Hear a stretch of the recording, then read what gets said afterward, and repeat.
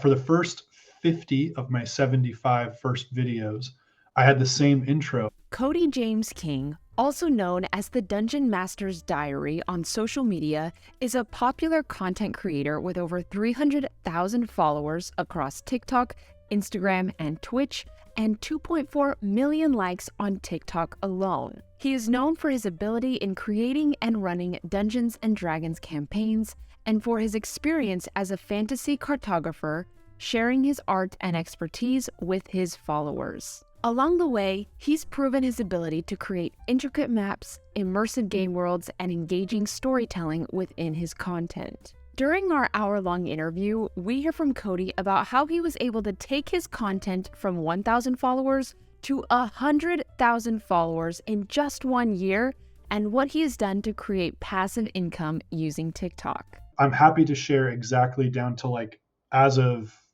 February, the earnings I've made on all of my social media platforms. We talk about why you should focus on building a community and not just a following, the crucial mindset shifts you need to take your content to the next level, and how you can leverage live streaming on TikTok. I told my wife, I was like, it's over for these people. Without further ado, let's roll the interview. All right, Cody. So I have a question for you. Where did your journey with content creation specifically start? Yeah, great question. Way back in 2017, a time before time, I discovered very late in life. It was around my 30th birthday. I started drawing. I learned that I had an inclination towards art, and it was due to playing Dungeons and Dragons with my friends and describing the world that we were playing in. And I was like, oh, I bet I could draw a map of that. And I've always had affinity for maps and cartography and atlases and different kinds of things that I just always thought were interesting, but I never engaged with them as a medium for art. Right. I drew a map. People liked it. I decided to post it on Instagram, and it got a lot of traction. Uh-huh. And then the wheels started turning. And I was like, oh, maybe I could turn this into a thing. And I did. When it comes to starting out on TikTok specifically, a lot of creators aren't sure what they want to post or what direction they want to take their content. And I hear so many creators getting stuck in this place of, I don't want to post content because I don't have a niche. What was your experience with that? And how did you navigate that as you started to continue posting content? Yeah, with TikTok specifically, I hopped on when everybody else did around January 2020. Yep. I got on in March of 2020. Yeah. The buzz was big. Everyone was talking about it. It was something just fresh and new, right? And I don't think anybody at the time was thinking about it as a financial avenue at the time. TikTok didn't have any money to pay content creators, but it was a rapidly growing app. And it was something to where a lot of people could garner a following relatively quickly. I started looking at the landscape of other social media platforms for Dungeons and Dragons. And in this burgeoning, super fast growing environment of TikTok, I was thinking, man, people that hop on now are going to be able to gain a really big following really, really quickly. So I had this idea of I would post my maps, but I would do time lapse art of me drawing them. And then I would do call to action videos where I would welcome them to a corner of the internet that encouraged people to share their thoughts and love for fantasy maps. And I think we've all seen videos like that. If you like this kind of thing, if this is on your For You page, that was a big trend in 2020 and early 2021. I adopted that right away, and it worked.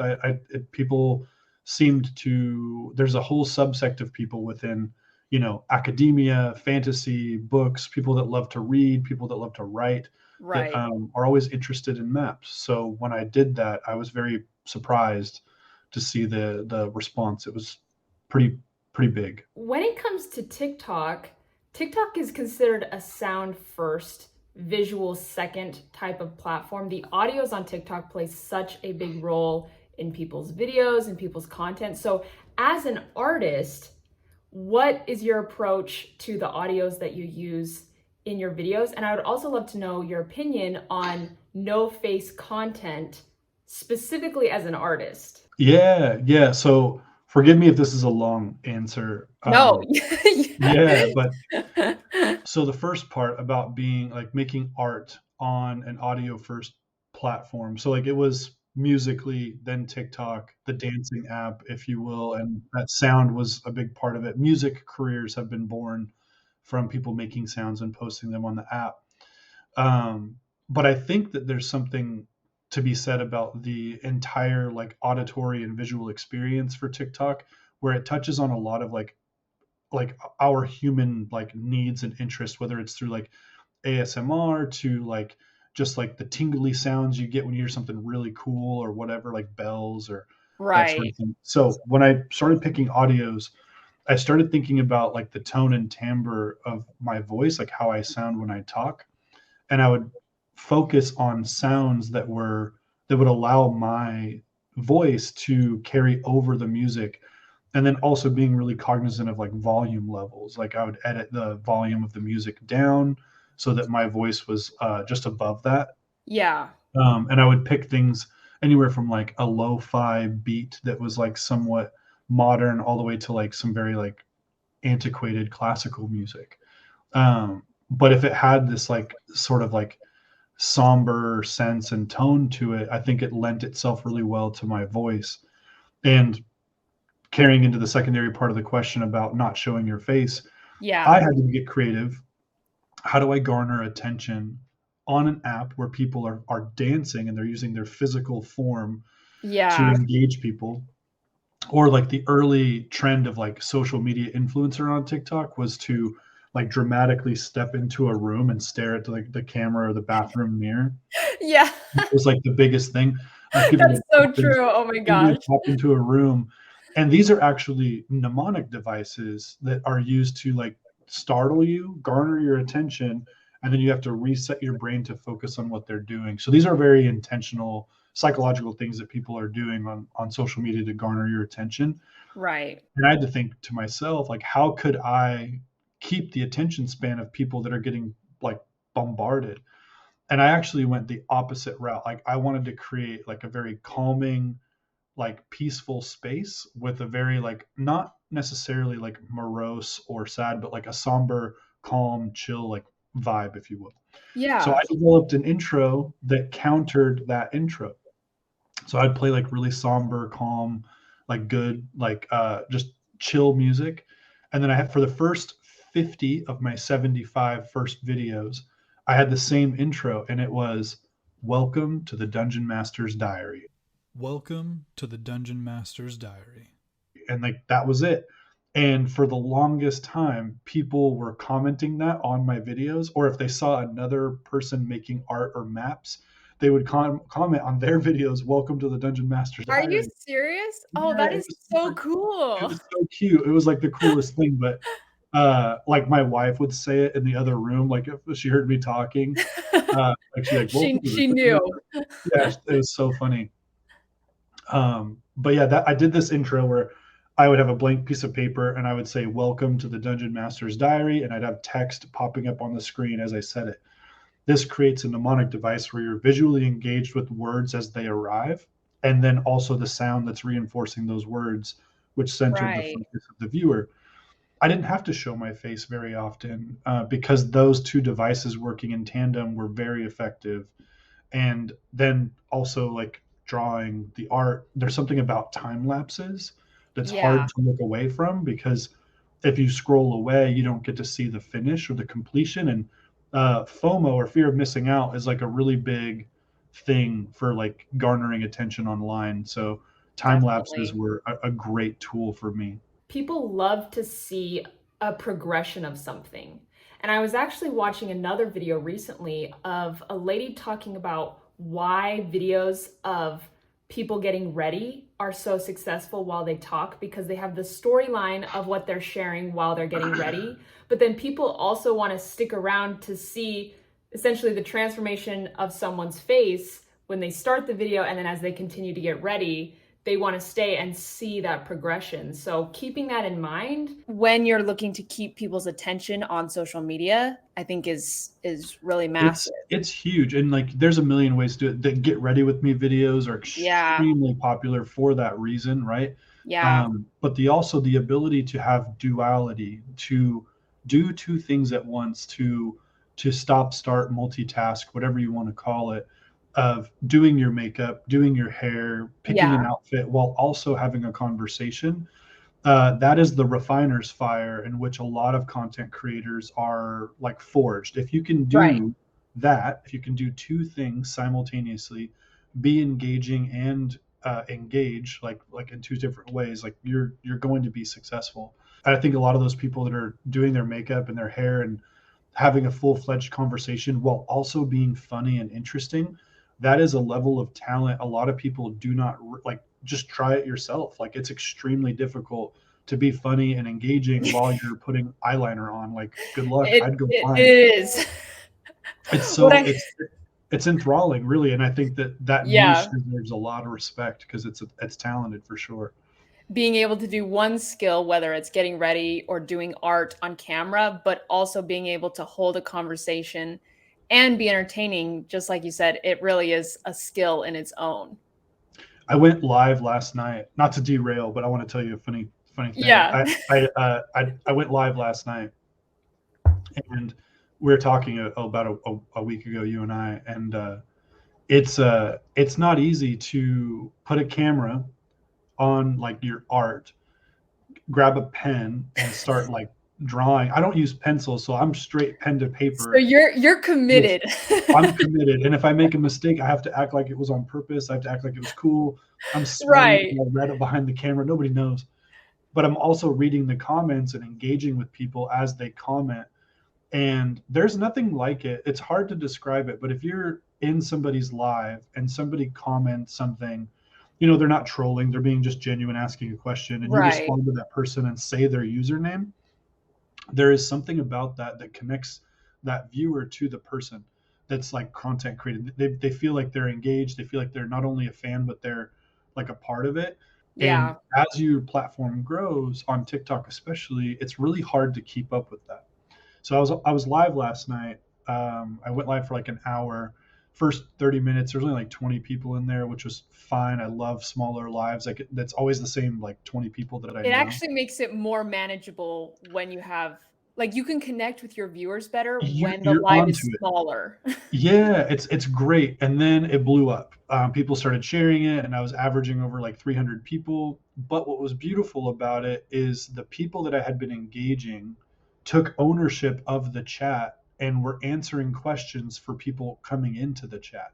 Oh, So people that I were popping love in, they were that. asking questions. But those 20 people that I invested in early on and talked to and used their usernames and engaged with, when 300 people came in for the last 45 minutes of my live, we never dipped below 275 or whatever. After that, tons of questions came up. Do you take commissions? How long have you been doing this? What Yeah. pens do you have?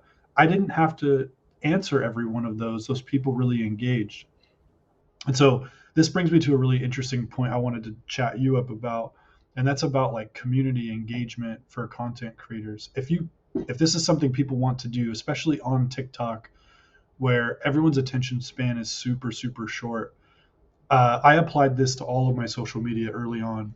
But what it was is, while I was still relatively small, under 25,000 followers on both like major platforms, I responded to every comment, every single comment, even on my viral videos, like that had 700 comments or whatever. I Right. I just engaged people. I answered their questions. If they trolled, I trolled back. If they were genuine, I gave them like love and answers. Um, DMs. TikTok used to have like you could send a DM request. I just answered everybody. I like, do you do commissions? Hey, commissions are closed right now. Thank you for asking. It means a lot that you were thinking of me. Like Right. sometimes they were like copied answers that I would paste, like if the question was identical. But I invested a lot of time into engaging people. Some of those have turned into like real friendships that have lasted for 3 years now. Yeah. Um, and it's also helped my platform grow a ton. So early engagement, even if you're a small account, 100, 200, 300 followers, um, every one of those people that's engaging with your output is incredibly valuable because they're the beginning of the olive branch that's going to be extended to others as your account grows. So, Right. yeah, I engaged as many people as possible. In your bio on TikTok, Cody, one thing you say, you have a place here. And after going through and watching your videos and reading the comments, you truly have created a community where your content is a safe space for so many people on an app like TikTok that is notoriously known to be quite hostile, right? People can be It's quite very vitriolic out there. brutal in the comments, but you've managed to create this community and a space for people where they feel safe and they also really enjoy being there with you. And so, other than doing that early engagement, were there other specific things that you did intentionally or maybe unintentionally to create a community on social media and not just a following? To be really like honest, some of that early part was haphazard. Nobody had a perfect plan. I did know that I was going to grow because the app was growing, and I knew to do certain things to like make sure that I was giving myself the best chance to grow. But that community part is extremely important. So the world is hard, it's scary, it's big, and it's dynamic. And people are going through a ton, and they can be very venomous and vitriolic to those around them, right? But Yeah. hurt people. That's just what happens. And so I decided very, very early on, all the way back in 2018, to like have a motto for the bigger scope of Dungeon Master's Diary, which is like, all of the social media platforms: TikTok, Instagram, Facebook, Twitter, Twitch, YouTube, Right. etc. um, it was, you have a place here. And that sentence and that statement is so simple because it applies to everybody. But there is an addendum, and if you can be like empathetic and not hurt others, like that's the addendum, right? Just Yeah. be aware and don't be venomous. But I applied that to a lot of my early videos. Some of my most earliest viral videos were just me saying, you have a place here, like that's it. And then it was like a 7-second video, and people were like, oh, I like that, and then they would save it. Yeah. But engaging with people, don't turn them away. Every interaction is super valuable. And I started to think, how can I take, you have a place here, and actually turn that into an actual like place where people can converse, engage, and create their own ecosystem. Right. So in 2021, I launched a Discord,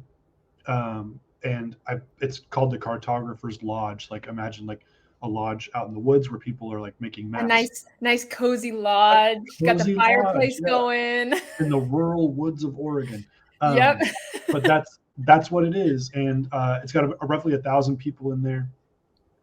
There's tons of like little rooms where people talk about stuff, but it's just a super welcoming place, and it's an ecosystem where a lot of those people that have shown a lot of empathy, engagement, and sincerity have migrated over there. And when new people come in, they're engaged by them. So now it's a fully operating ecosystem where people Right. are being encouraging and living by that kind of like, you have a place here motto, like whether it's people of any race, creed, color, LGBTQIA plus, anybody and everybody. Nobody has to answer for themselves. They just show up, Yeah. and they're treated with like empathy and respect, and that's the best. Like it's honestly what we should all be kind of like pushing out there, if you know what I mean.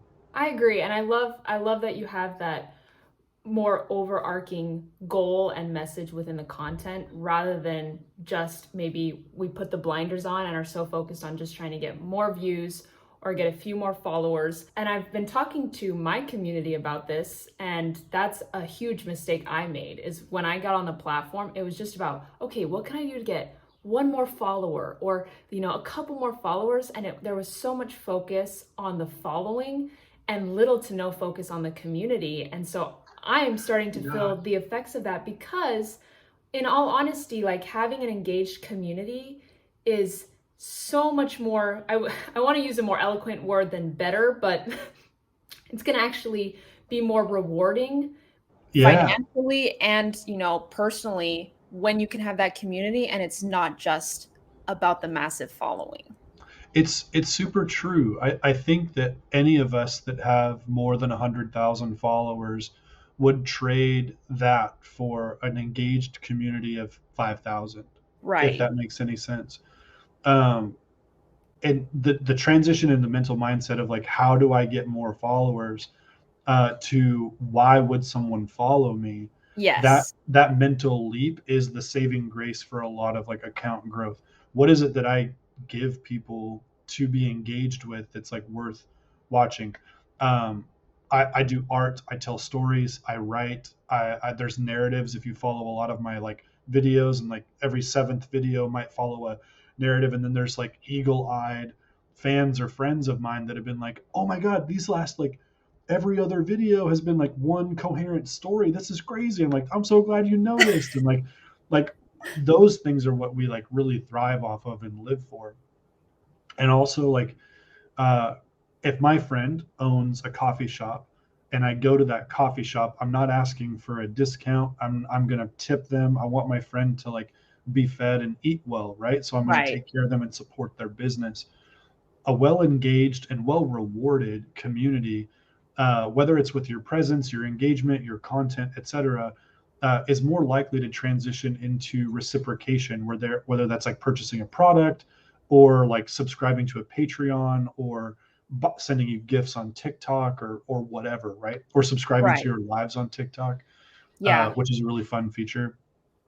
But long story short, that mental shift from how do I gain a following to why would someone follow me, that Yeah. leads you down the path of like solution oriented and answers. Yeah, I totally agree.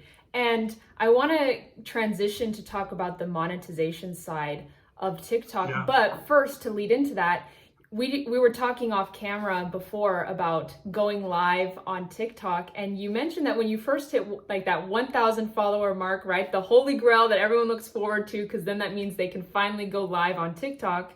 You said you were going live like 5 days a week. So did you have like a plan diving Yeah. into TikTok lives, and like how did that impact your growth and kind of the monetization avenues of TikTok as well? So I honestly think TikTok didn't know what they were doing. Like when they were like, "Oh, we'll get people to go live." I honestly think that having more lives is great. I think that's amazing.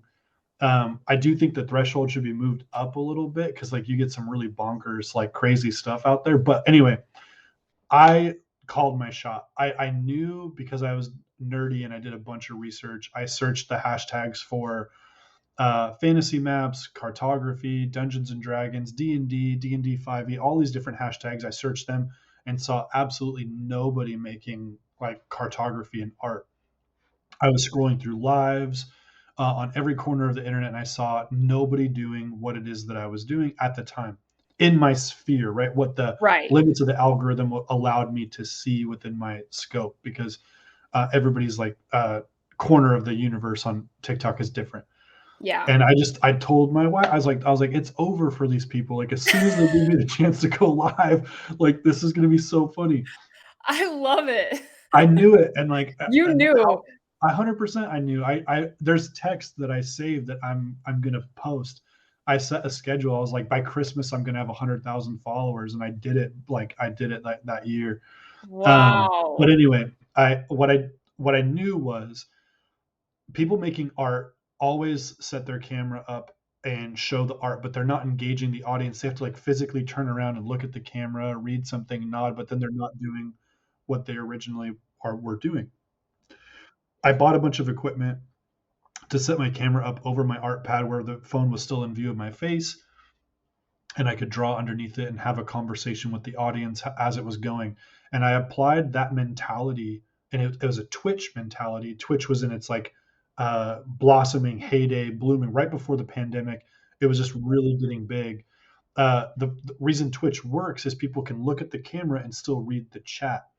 And I applied the Twitch mentality of constant content and constant engagement with the audience to my lives.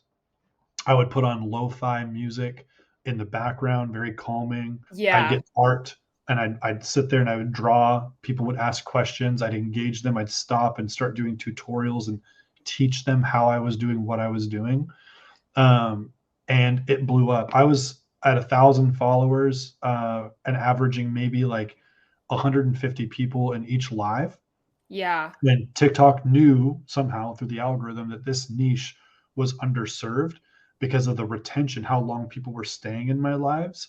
So they Yeah. started feeding more people it on their For You page based on the retention data. And then once I got to 10,000, they're like, hey, welcome to the Creator Fund. And I was like, great. And I didn't sign up right away. I waited till I got to like even more. Yeah. But after I hit 10,000, I started going live from like Monday through Friday, 5 days a week, from 8:30 to 10:30 every night for several months. So And did you post that schedule somewhere and like tell people, or did you find that like when you were going no, live consistently enough, people just knew?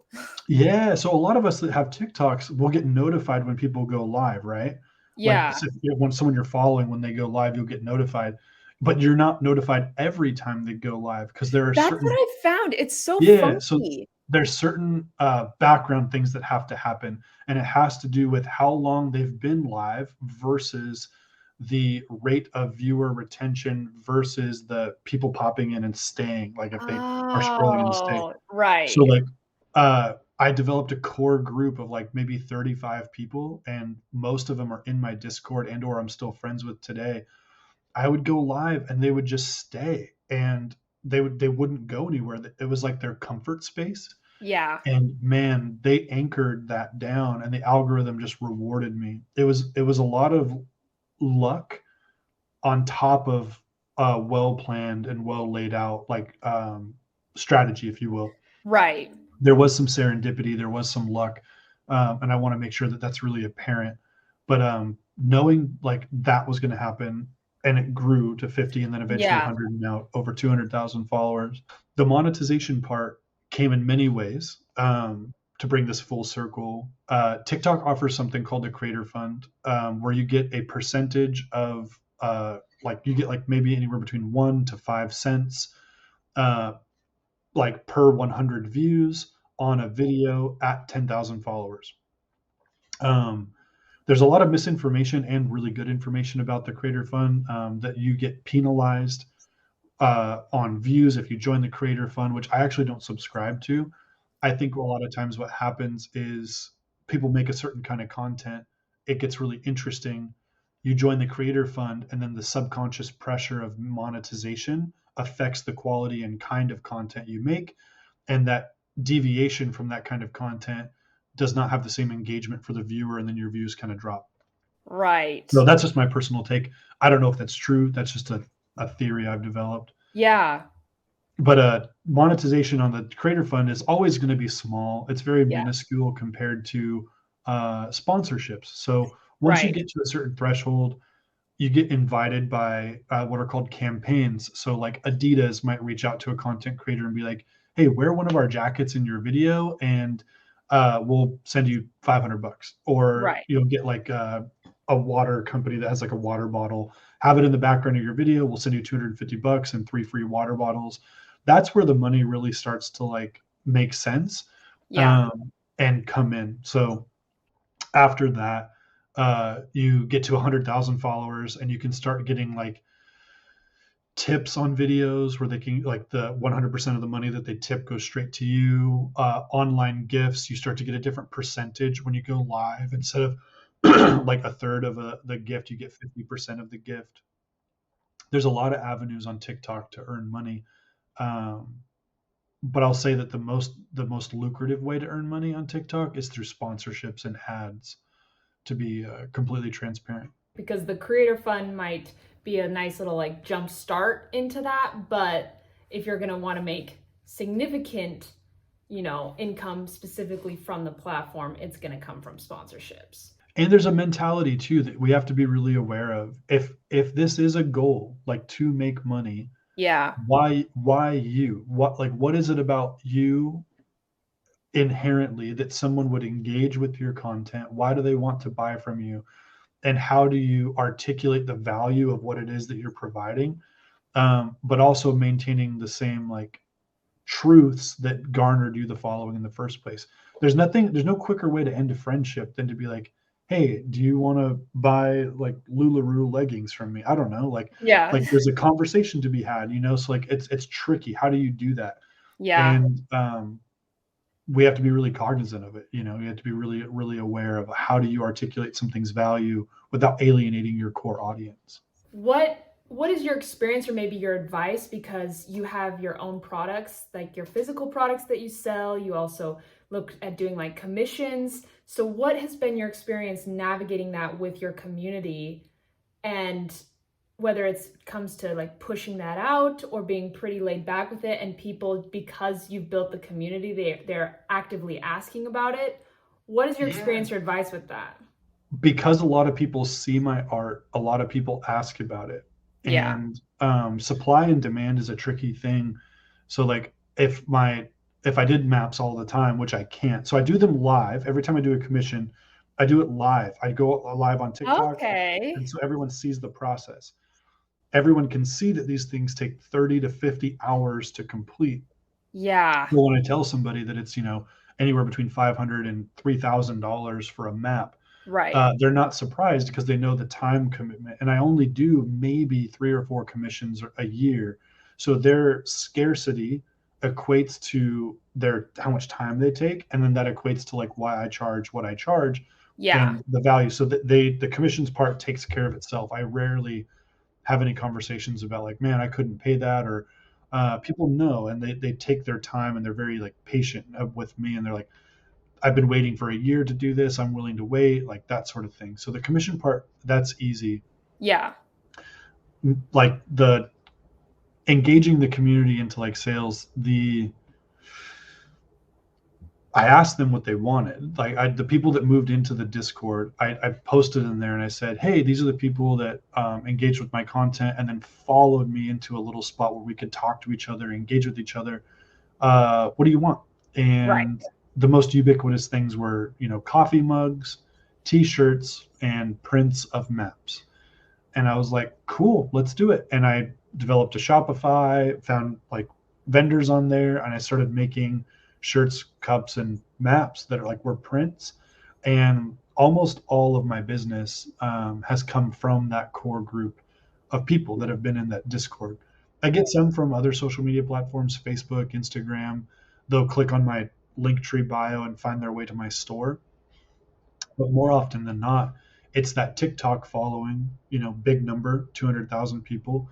Well, 0.5% of that, 1,000 of them have made their way into my Discord, and a good percentage of them have turned into purchasers. So, It's about getting the people that care the most, right? Those are going to be the people that show up on the live. They stay on the live the whole time, because that's huge. On TikTok, people will just be scrolling and then they might see a live on their For You page. But the key is to get people to stay. And so yeah. those people that do scroll on the lives and they see you and then they stay and then go and search out to see how they can get more from you as the creator. Therefore, they discover your Discord group, your products, things like that. And sometimes the getting more from me or how to support me. Like Yeah. there's a lot of like, I like this person. I want to help them. I want to like support them. I know that when I spend money on like people that I appreciate, like content creators and stuff, it's because like I genuinely know that it's going towards something that like helps them. And Right. that's a more powerful driving force than like, oh, I have this like really cool mug that has this logo on it. People associate that with like the artist or the person or the individual and like helping them and their family, that sort of deal. And I Yeah. think that's a really good driving force for sure. Yeah, I agree. When it comes to your posting schedule online, are you pretty strict with how you create your content posting schedule and when you go live, or is it more flexible? Early on, when I was doing intentional growth, I did have a really strong posting schedule. I posted um, every other day a photo on Instagram and every other day a video on TikTok.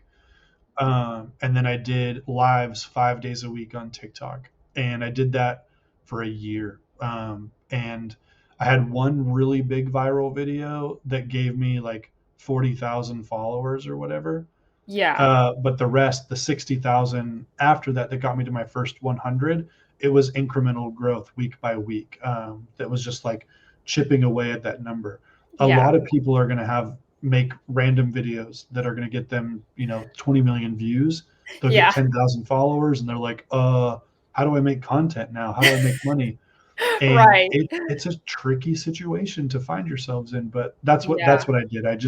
I was very intentional. I would uh, introduce common themes. I would do hashtag research, trending audio research. I would make sure that I would post at specific times based on the data available to me. So if people were, before we got metrics on TikTok, I was Yeah. looking at like when I was posting and when people, like if it did well or not. And then I started developing my own like metrics on an Excel spreadsheet. I was like, man, Very cool. but once I hit 10,000, I got access to some pretty cool metrics, and then I didn't have to do that anymore. Well, and a bunch of the videos, like if you go and search advice to grow on TikTok, some common advice that you might be given is to be posting a ton on TikTok every single day. And so, as an artist, specifically for content that can take, much longer, what is kind of your view take on that? Yeah, so I'll be honest that they're just operating from what information's available to them. So like they're Right. looking at it from algorithm in that if Yeah. you shotgun approach and make several similarly kind videos, something's gonna stick. Like Yeah. something's gonna work, right? If you throw a handful of pasta at the wall, a couple of noodles are gonna stick to the wall. That is a Right. totally fine approach. That's a very quick way to burnout, in my opinion. I think that if I'm a huge fan of quality over quantity just as a person. I agree. And I think that if you make something that you're proud of, whether that's art or a video or something, and you post that to TikTok, um, whoever does engage with it and appreciate it is going to be more valuable than 10,000 people that watched it and scrolled on, if that makes Uh-huh. sense. So recognizing like what is when you post a video and you get one or two followers, but that video was something that meant something to you, it probably meant something to them. So my advice would be whether it's twice a week or twice a day, find a schedule that works for you, adhere to it for more than 30 days, and catalog your growth, catalog your development, and start looking at your internal trends and that data, like what worked and what didn't, and leverage upon that information. Um, I was drawing every day Yeah. for over a year, and I just put a camera over my work and was drawing. That's it. Yeah. It was very easy for me to make content every day at that time. And then sometimes I would film on Sundays for 2 or 3 hours of just drawing and Yeah. then save those files and then edit them and post them later. So I wasn't really drawing some of those days. I was just editing and posting. Right. I love that you bring that up because I think that's so important and starting to shift the mindset of creators as whether they're just first starting out creating or maybe they're looking on growing and scaling the reach of their, social content is it's not just about how many videos can I throw at the algorithm to see what I can get back. It's about focusing more on making content that you're proud of, first of all, because then, regardless of how the video performs with the numbers, you're still very proud of the content that you're putting out there, but also you'll be able to draw that community like we were talking about, and it's not just about the following. 100%. Like you're so right. And the audience now, the age demographic of 35 and younger, they are discerning, intelligent, and absolutely aware of when they're being sold to, when they're being Yeah. manipulated. The social awareness and emotional intelligence of millennials and Gen Z, there's never been people like that, and especially in the Western world that are just that hyper aware and like can They know smell right away. 100%. Like genuineness is what creates engagement. And like if you can just be unapologetically yourself, for better or for worse, Yeah. people will gravitate towards it. And people that have become sort of facetious or jaded or um, not genuine, like they drop off with an alarming speed. You know what I'm saying? Right. As a content creator looking to approach growing on a certain platform, whether it be TikTok or Instagram or multiple platforms, what advice do you have for them? Because they might be going into it thinking, I want to create a career out of this. I do want to make money, but how do I make it so the content isn't just all about the money? Yeah. Hmm. I would focus first, like I would have the long-term goal Yeah. of like making money online or being a content creator, or maybe getting a big enough following to get noticed by an agent and become an actor, or like go onto a show or something like that, right? Have a Yeah. long-term goal, but also have incremental goals that lead you that direction, and focus with all of that intent and all of that energy on those incremental goals. Like, let's get to 100 followers, Yeah. boom, and then be gracious and thankful for those 100 followers. Get to 1,000 followers, engage that smaller community, ask them questions, answer their comments and DMs. Why are you following me? Like what do you like about my content? Form an overarching goal and an opinion on like what data they've provided you. Leverage that into the secondary or tertiary goal of like 10,000 followers, and start working it in increments that way. Once your audience is big enough, you'll understand which niches you do really well in, and then Yeah. you can focus in that area. And then whatever area, whatever content creation style or like type that they have, there's going to be avenues. Like for me, like art supply companies reach out sometimes, or Right. I've been asked to narrate audiobooks or whatever. Like people have reached out to me specifically. If you look at some other bigger content creators with different styles and presentations, they may be asked to go to a red carpet and like interview people for a movie or something like that. Yeah. But those end goals, those far end goals, can never be achieved unless there's incremental steps in growth towards that. If you have overnight success and you wake up one day with 1 million followers and you're not sure how you got there or why they're following you, you will not be able to leverage that foundation into monetization. You really have to understand yourself along the way. Yeah, absolutely. Without the small successes and the small milestones, you won't ever be able to reach the big ones. And so, by learning to appreciate those small things and still have the goal in mind, but being gracious and understanding, all right, this small milestone, while it's not my big goal yet, it's getting me towards that big goal. Yeah, and for me, when I was thinking like, how am I like, if I'm making money on this, I went and looked at other really big artists that had 500 to 1 million followers, and I was looking at what sponsored videos they did, what ads they did, what kind of people were reaching out to them to like get them to try their products and that kind of stuff. And so I didn't change my content, but I kept those people in mind as far as like how they were doing it. Yeah. And it paid dividends. It really did. It helped me um, understand what was achievable, like Yeah. because I make art and I narrate over my videos, Right. I'm probably not going to go do a ribbon cutting ceremony at NASA or something, right? Like, I don't think that's like going to happen. I would totally Right. do it if they invited me, which All whatever. right.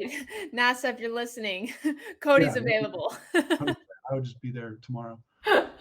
That is very cool. But you were mentioning before we jumped on this call that you looked at like, was it a quantitative number of what you've made from TikTok specifically? Do you want to Yeah, share I that with think us being today? transparent, right? Yeah, I appreciate Monetization it. has always been secondary for me. I have a beautiful life and a good job, and I'm happy at my career.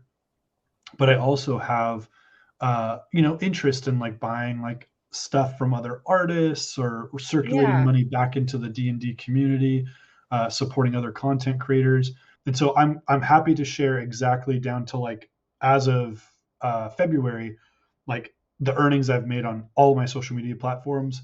And again, this is going to be either a really low number or a really high number for a lot of people that get into content creation, and Right. this is excluding any advertisements. So like cash deals for like an ad for Micron pens or something. If they gave me Right. $1,000, I excluded all of that. This is just passive revenue. So We need like a drum roll. I know, right? Well, TikTok in 24 months, because I've monetized 2 years ago, Okay. and this is through the Creator Fund and live gifts. $1,521. Okay. Twitch, which is a live streaming service where I would play D&D with my friends. A lot of my TikTok community went over there to watch me run Dungeons and Dragons. Yeah. So this is directly related to TikTok. $3,360 with Wow. 4 month breaks. So out of 8 months, 16 months of Right. streaming on Twitch. Instagram, which grew because of my Twitch. I'm at It's 100. all connected. Yeah, it grew because of my TikTok. I mean, Yeah. I'm at 100,000 followers on Instagram. Uh, $1,156, and those numbers, those people, the 200 on TikTok and the 100,000 on Instagram, translated to sales from my store. So those sales from my store, top end sales was 2,533 at a cost of 1188. So I profited 1345 Wow. in 2 years. So in two Yeah. years, total profit $7,382. That's in 24 months, and that's about $300 per month over 24 months. Wow. And it's just like hearing that, and I think, and I really appreciate you sharing those numbers because the content creators or aspiring content creators listening to this, it's it gives them a marker but also something to work towards. And like you mentioned too, as you were looking at growing, you were going and doing research on other creators and what they were doing and Yeah. what advertisements they were doing and things like that. It just gives people more information to work with so they can start to shape their content to reach the goals that they want to reach. Yeah, and something to think about too. I never invested more than 2 hours a day Yeah. into that, and never more than 5 days a week. And so we're talking, it's less, way less. It's like a tenth of a minimum wage job. But had I a desire to be a sole content creator with making money, that same level of research, that same level of earnestness and intent, I do believe 100%. Oh, and I excluded commissions too, which would have effectively tripled that Right. number. Yeah. But this is just passive income from either subscriptions or views. Yeah. Um, I genuinely think, with all the confidence in the world, that I could have taken that same effort and grown that number drastically. It was very passive, sort of like focus, but that is for a lot of people out there that are thinking about monetization and growing as a content creator and having this become their job. It is absolutely possible. There are billions and billions of dollars being moved through social media on all platforms. And the idea that somebody could carve out a niche and leverage that like environment to finances is absolutely achievable. And I think these conversations, the kind that we're having, and opening the door of like, what did this guy make on social media? I think it's important to talk about, and I think it's important to show that it is possible. Well, and I love too that the perspective that you bring is like, in order to be able to make money on social media, you don't have to go and drop everything else in your life. You don't have to drop if you have a career you're working towards, you can do both at the same time and it's okay. And you can also be successful doing that as well. Absolutely. Like if you have the bandwidth, right? Not everybody does. If you have the bandwidth, um, you can do it. You can make content, post funny videos, have conversations that are meaningful and insightful, make art and talk over it and be melodramatic like I do.